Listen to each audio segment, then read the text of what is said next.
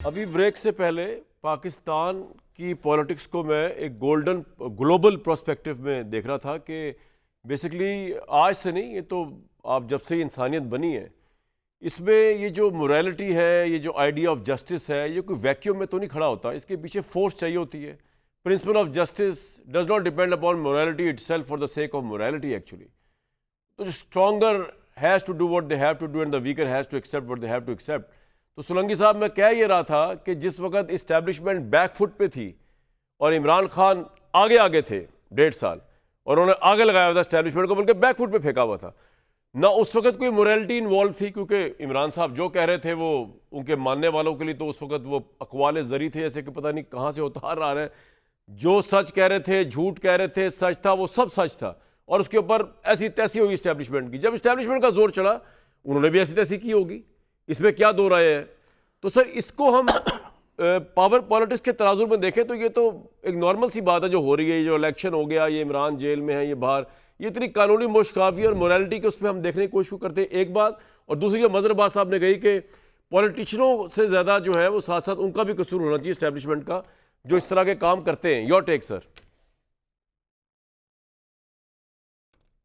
कामरान, हम आज जिस अहद में जिंदा हैं जी, वो सच का अहद नहीं है, बल्कि मुतबादिल सच का अहद है, जिसमें मुतबादिल सच को पहले तख्लीक किया जाता है और फिर फैलाया जाता है। अभी बातें जब हो रही थी, मेरे भाई ने कहा कि जी वो जो ओवरसीज़ पाकिस्तानी हैं वो इसको नहीं मान रहे और अमेरिकी कांग्रेस ने एक करारदाद मंजूर की है। मेरा नहीं ख्याल है कि जो 25 करोड़ लोगों का मुल्क है उसकी किस्मत का फ़ैसला ओवरसीज़ पाकिस्तानीज़ ने करना है, जिनमें से बहुत सारे जो हैं वो या तो गैर मुल्की शहरी हैं या दूरी शहरियत वाले हैं। तो दुनिया में इस तरह से होता नहीं है। अमेरिकी कांग्रेस के हवाले से पहले भी बात हुई है कि वहाँ पर इलेक्शन होने वाले हैं नवंबर में, और वहाँ पर जो भी कम्युनिटी फंडिंग होती है, जो लॉबीज़ होती हैं, उनका एक बहरहाल असर होता है। तो ये जो नॉन बाइंडिंग एक करारदाद है उसकी कोई इतनी अहमियत नहीं है। अगर स्टेट डिपार्टमेंट या वाइट हाउस की तरफ से कोई पॉलिसी बयान आए या ये बाइंडिंग रेजोल्यूशन हो तो फिर उसकी कोई अहमियत होगी। यह दुरुस्त है कि बला छीना गया पीटीआई से, लेकिन ये बला पीटीआई ने खुद छिनवाया, वो खुद इसके ज़िम्मेदार हैं। जो पीटीआई के अंदर जो अंदरूनी इलेक्शन की कहानी है वो 1 दिहाई से ज़्यादा पुरानी है।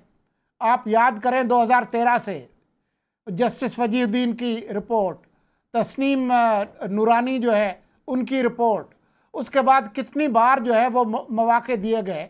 तो जो इलेक्शन एक्ट था उसके तहत अगर इलेक्शन कमीशन ने कार्रवाई की तो वो गैर कानूनी कार्रवाई तो नहीं है। तो ये जो कुछ उन पर हुआ है उसकी जिम्मेदारी उन पर है। लेकिन यहाँ पर बहुत सारे झूठ भी बोले जाते हैं। अभी एक गैर मुल्की जो इंटरसेप्ट है, द इंटरसेप्ट, पहले उन्होंने जो साइफर है वो छापा, अभी एक तोता मैना की कहानी छापी, जिसमें पहले तो उन्होंने ये दावा किया कि इमरान खान वज़ीर आज़म थे जब आसिम मुनीर को आर्मी चीफ लगाया गया और उन्होंने उनको कोई यकीन दहानियाँ कराई थी। उनको ये तक नहीं पता कि जब वो वज़ीर आज़म उस वक्त शहबाज शरीफ थे जिन्होंने आर्मी चीफ की अपॉइंटमेंट की। फिर उन्होंने ये कहानी डाली कि जी आरिफ अलवी साहब जो है वो चाहते तो वो रोक सकते थे, लेकिन उनको यकीन दहानियाँ कराई। अब पाकिस्तान का जो आइन है उसके तहत सदर साहब के पास कोई अख्तियार नहीं है प्राइम मिनिस्टर की वो समरी जिसमें आर्मी चीफ की तैनाती हो उसको रोक सकें। राइट। अभी मजहर ने कहा कि जी ये कमज़ोर कंप्रोमाइज़ गवर्नमेंट्स नहीं लेनी चाहिए। तो हमें इस पर गौर करना चाहिए कि कंप्रोमाइज्ड और कमज़ोर गवर्नमेंट्स इसलिए बनती हैं और कबूल की जाती हैं क्योंकि ख़ुद जो है वो जो पार्टी के जो सरबराहान और जो पार्टी का जो लीडिंग ग्रुप है उनको ख़ुद भी कुछ ना कुछ लेना होता है और उसको कमज़ोर करने में ख़ुद उनका अपना भी एक हिस्सा है। राइट। तो ये हैं हमारे जो है ना वो जमहूरियत के। मैं सर एक बात से डिसएग्री करके आमिर ज़िया साहब के पास जाऊंगा कि ये जो इलेक्शन बल्ले वाली बात सर, ये इसको आप लार्जर स्केल पे देखें। वो इलेक्शन करवाते या ना करवाते, बल्ला होता या ना होता, होना यही है। बिकॉज माओ ज़ेडुंग ने कहा ना, power comes out of the barrel of the gun. बात ये, जब आप पंगा लेंगे सर, जितना बड़ा पंगा लेंगे उतना बड़ा आपको अपनी हैसियत देख के पंगा लेना चाहिए ना। बंदे तो पीछे निकले कोई नहीं। आज गिरफ्तार हुए आमिर जिया साहब, आप मुझे बताएं ये एहतजाजी तहरीक का जो स्टंट चल रहा है, अगर देखें ना popularity in terms of real politics तो कुछ भी नहीं इमरान खान साहब के पास, कि उनकी गिरफ्तारी पे अडयाला के बाहर एक प्रोटेस्ट नहीं हुआ कि गवर्नमेंट हिल जाए और हाथ खड़े करके कहे कि जनाब, जिस तरह आप देखें ना शेख मुजीब को रखा था 68 में मिलिट्री कोर्ट के अंदर, बंगाल को बंद कर दिया था अगलों ने, उनको छोड़ना ही पड़ा। क्या प्रेशर है जब पावर ही नहीं है आपके पास, बंदूक की पावर वैसे आपके पास नहीं है, अवाम की पावर वैसे आपके पास नहीं, तो फिर टाइम वेस्ट क्यों कर रहे हैं यार ये एहतजाजी पॉलिटिक्स कर करके। अच्छा, मुझे इससे पहले कि मैं ये मज़ाहिमती सियासत पे आऊँ, ये मुर्तज़ा सुलंगी साहब ने कहा ना कि जी मैंने ये कहा कि डायस्पोरा जो है वो नाराज़ है या वो यकीन नहीं कर रहा है या अमरीकी कांग्रेस, मैंने साथ ये भी कहा था कि पाकिस्तानियों की एक बहुत बड़ी तादाद है वो भी इसके ऊपर सवालिया निशान उठाती है 8 फरवरी के इंतखाबात में। तो ये जो कंट्रोवर्सी है ये अंदरून मुल्क भी और बैरून मुल्क भी है, और यही मतलब है हुकूमत की जो लड़ाई है, जो मसला है हुकूमत के साथ कि वो उस परसेप्शन को मैनेज नहीं कर पा रही। चले हम मान लेते हैं कि बड़े फेयर इलेक्शंस हुए, तो भाई लोग क्यों नहीं तस्लीम कर रहे और आपकी कहानी पे लोग यकीन क्यों नहीं कर रहे? तो एक सवाल है और मेरे ख्याल में ये एक लेजिटिमेट क्वेश्चन है। अच्छा, अगर कांग्रेस के रेजोल्यूशन से कोई फ़र्क नहीं पड़ना था तो पाकिस्तान का रद्द-ए-अमल क्यों इतना सख्त आया? उसकी वजह ये है कि उसकी अलामती हैसियत बहुत बड़ी है। ठीक है, नॉन बाइंडिंग है, हमें पता है, वो अपना उसने नहीं दिया, प्रेसिडेंट हाउस ने नहीं दिया, वाइट हाउस ने नहीं कहा, इनके स्टेट डिपार्टमेंट ने नहीं कहा, लेकिन उसके बावजूद सिंबलिज्म बहुत बड़ा है। तो इस वजह से देखें कि पाकिस्तान की जो पार्लियामेंट है उसने भी करारदाद ठीक है उतनी अक्सरियत से पास नहीं की, लेकिन उन्होंने पास की, और बिल्कुल उनका हक था कि जाहिर है कि किसी मुल्क को दूसरे मुल्क में मुदाखलत नहीं करनी चाहिए। अब आते हैं एहतजाजी सियासत की तरफ। जी, अब आपका जो बुनियादी सवाल है, बात यह है कि मकबूलियत की हर तरह का, जैसे एक समझना चाहिए जो पीटीआई की साख्त है कोई इनकलाबी पार्टी नहीं है। माओ तुम को आपने कोर्ट तो कर दिया, लेकिन चेयरमैन माओ की पार्टी एक दूसरी पार्टी हुआ करती थी, वो लॉन्ग मार्च करने वाली पार्टी थी, बंदूक बरदार पार्टी थी, वो एक बिल्कुल अलग सियासत थी।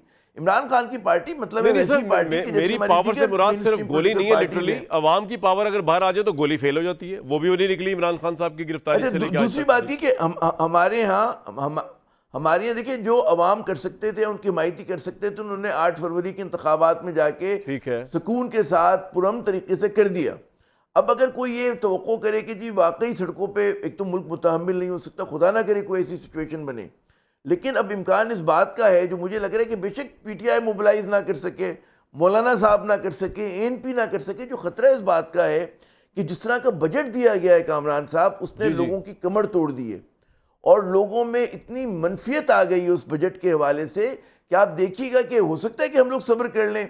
हमारा साउथ एशियंस का मिजाज है कि जी ठीक है कुछ भी हम पे जुल्म कर दिया जाए हम खामोशी से बर्दाश्त कर लेते हैं, लेकिन आमिर भाई ये बचपन से जुमला सुन रहा हूं मैं कि इस बजट ने हमारी कमर तोड़ दी, लेकिन हमारी कमर कितनी स्ट्रांग है अभी तक पूरी तरह नहीं टूटी। इस मर्तबा जिस तरह माशाल्लाह, वो हमके माशाल्लाह तो नहीं कहना चाहिए कि जिस तरह तमाम 8 फरवरी के इंतखाबात ने तमाम रिकॉर्ड तोड़ दिए, तो इस मर्तबा टैक्सेशन ने तमाम रिकॉर्ड तोड़ दिए। और उसमें मजेदार शराफिया जिसने हम पे टैक्सेस लगाए वो खुद टैक्स देने को तैयार नहीं है, वो खुद जो है अपने लिए पर्क्स एंड प्रिविलेजेस ले रही है। हमारे ना ठीक है ना, एक बात है, फिर एक आदमी ये मुल्क जो है इंटेलेक्चुअली ड्रेनेज जो हो चुका है, मेरा आपका हम सबका, कि हमारे धांधली के भी फेवरेट इलेक्शंस हैं। यानी कि आमिर जिया साहब कह रहे हैं ज्यादा धांधली इस वाले बदतरीन हुई, कोई कहेगा ये 2018 वाला सबसे बदतरीन धांधली, तो हमारे यानी कि हमारा ये रोल मॉडल नहीं है कि यार ये बेहतरीन इलेक्शन हुआ पाकिस्तान, हमारे धांधली के बेहतरीन। हमारी सोच कहाँ चली गई है इस कौम की 74 सालों में? मदरबाज साहब यहाँ से तरक्की हो रही है ना, मैं कह रहा हूँ रिवर्स कहीं ना कहीं तरक्की हो रही है। ठीक है सर, बिल्कुल ठीक। हाँ, तो ये उल्टी तरफ से हो रही है, बिल्कुल सही, ये बिल्कुल हो रहा है, लेकिन बात मेरा तो ये मानना है कि एक सवालिया निशान। बिल्कुल ठीक है, ये तरक्की रुक सकती है, पाकिस्तान की प्रोग्रेस सही मायनों में हो सकती है अगर नई लीडरशिप जो भी आए वो पिछली गलतियां ना दोहराए। जिस तरह के इमरान साहब अगर Noon league people's party pro establishment वाली गलतियां ना दोहराते तो शायद आज पाकिस्तान मुख्तलिफ होता है, इमरान साहब मुख्तलिफ हालात में होते हैं, एक तो ये बात। लेकिन उससे बढ़कर सर ये एहतजाजी तहरीक popularity in terms of power Imran साहब के पास नजर नहीं आ रही, या आपको नजर आ रही है? अदरवाइज तो अब तक वो बाहर ना होते, इतना प्रेशर पड़ चुका होता अवाम का, तहरीक इंसाफ का। मैं नहीं समझता कि पीटीआई ये बात तो तंजीमी सलाहियत है कि एहतजाजी सर मैं कह रहा हूं, बिल्कुल आपका पॉइंट है। मदर साहब से क्वेश्चन, पीटीआई की आमिर भाई मदर साहब से क्वेश्चन है, आपका पॉइंट आ गया, बिल्कुल ठीक, बिल्कुल ठीक। अच्छा जी मदर साहब देखें कामरान, सीधी सी बात यह है कि मुझे अभी थोड़ा सा ताज्जुब हुआ जब मुर्तज़ा ने ये कहा कि ये कॉम्प्रोमाइज़ गवर्नमेंट्स वगैरह। बेनज़ीर 88 में बेनज़ीर भुट्टो ने क्या कॉम्प्रोमाइज़ किया? आप इख्तिदार ही नहीं दे रहे थे उनको, आप इख्तिदार हैंड ओवर करने को तैयार ही नहीं थे। मतलब उस वक्त क्या कंपल्जन थी? आप जनरल हमीद गुल के इंटरव्यूज़ उठा के देख लें, उसमें वो साफ कह रहे हैं कि जी हमारे अंदर ये वो था कि बेनज़ीर भुट्टो रिवेंज ले लें।